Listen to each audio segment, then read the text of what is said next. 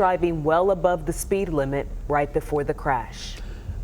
Forget O.J., the Charles Manson case. The real trial of the century took place a lot closer than you think. Fort Worth's Cullen Davis was once one of the richest men in America in one of the most high-profile marriages in Texas.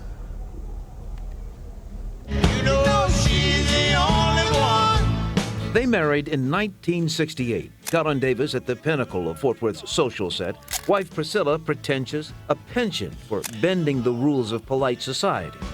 With her came 3 children. The youngest, Andrea, and Jack from her second marriage, Dee from her first. Jackie, Andrea, and myself, we grew up together. And we didn't even think of ourselves as half until we read it in the paper. Big sister, little sister relationships can be trying at times. But Dee calls Andrea easy to love, mad about animals. She was just an animal magnet and just the sweetest, absolute sweetest kid. But by 1976, Cullen and Priscilla were living under separate roofs with other people.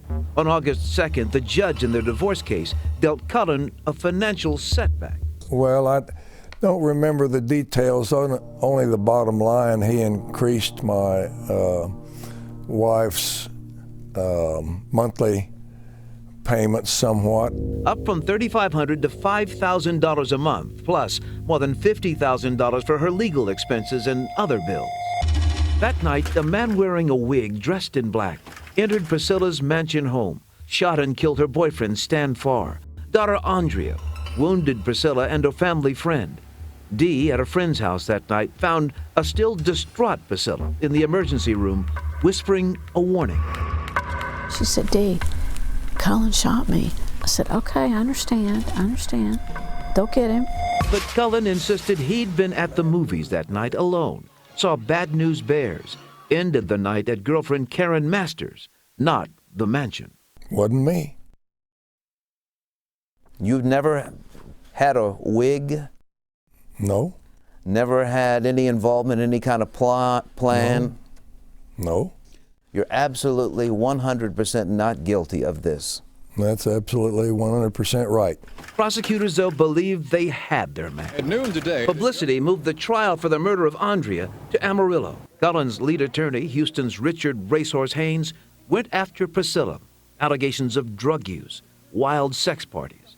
They were so consumed with my mother's appearance, her bad girl image. Hey, guess what?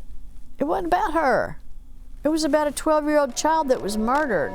But the jury found Cullen Davis not guilty. I can't tell you how good it feels because I've been in there 15 months fighting this thing. Looks like I'm out of a job. I guess I got to go to work. He wouldn't be out of work for long. A year later, Haynes was back in court, defending Cullen again. Okay. Now, you got it, really. I will leave it alone. I will. I got to get out of here. It's undercover film. Prosecutors claim that's Cullen Davis in short sleeves, secretly paying a man $25,000 for a photograph of the murdered judge in his divorce case, promising to pay more to have Priscilla and others killed. I got to have an alibi ready for Art. Cullen claimed he was there helping the FBI after a friend of Priscilla's approached him with the plot. Unbeknownst to Cullen, it was all staged, the judge posing for the photo. To this day, despite the videotape, despite the $25,000 he gave, Cullen Davis insists he was set up. So what was the $25,000 for? I don't remember. That's what I say. There was something about the $25,000, but I don't remember how that came into play. At the trial in Houston, they conceded Cullen was on the videotape, but assisting investigators. The jury listened to those tapes real closely, and they said, wait a minute, Cullen's telling the truth here. Well, some of the jury. Deadlocked 8-4 to convict, the judge declared a mistrial. But for Cullen Davis, the ruling was clear. He was and is innocent. I personally have forgiven everybody. A born-again Christian now, forgiveness has taken on new meaning for Cullen Davis. All the people who've accused you falsely, you've forgiven them. Everybody. No exception. and some of them have forgiven him. Others, not quite. You have to acknowledge and admit you're wrong to ask for that forgiveness. Dee Davis and Cullen Davis have had no conversation about forgiveness or anything else. And so far, I haven't heard him claim any kind of responsibility for anything. Cullen Davis insists it's not about any guilt, but submission to being born again. Dee Davis gets that, but while Cullen Davis may be at peace, for her, the questions linger. Who killed my sister then? If Cullen Davis didn't do it, then who did it? You know, for years a report has circulated that the night of the Mansion murders, Brad News Bears was not playing at the theater where Cullen Davis insists he saw it. Well, if true, that was never brought up in the criminal trials. Priscilla Davis died of cancer in 2001.